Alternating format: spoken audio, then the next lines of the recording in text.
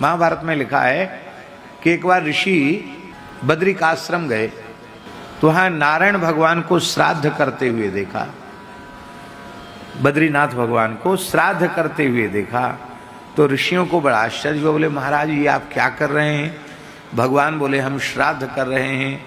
ऋषियों ने कहा श्राद्ध तो अपने पूर्वजों का किया जाता है, आपका पूर्वज कौन है?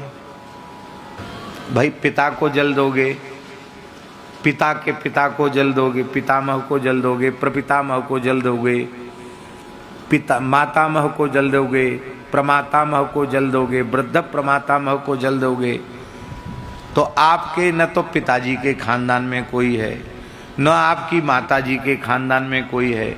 आप तो स्वयं ही पिता हैं, स्वयं ही माता हैं, आप किसका तर्पण श्राद्ध कर रहे हैं? तब श्री ठाकुर जी ने कहा मैं अपना ही पिता हूँ, अपना ही स्वयं ही पिता हूँ, स्वयं ही पितामह हूँ और स्वयं का स्वयं ही प्रपितामह हूँ।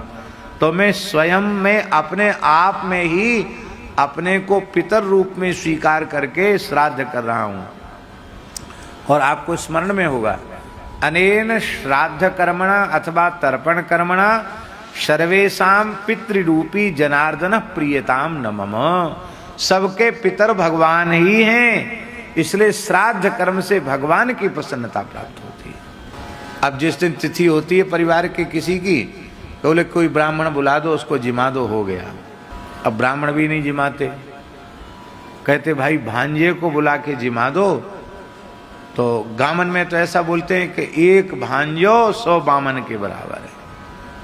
अरे भैया भांजे जरूर जिमाओ, मैंने नहीं कर रहे, पर भांजे को आप जिमाते हो अच्छी बात है, जिमाओ, पर किसी पवित्र सदाचार संपन्न वैदिक ब्राह्मण को श्राद्ध में अवश्य भोजन कराना ही चाहिए।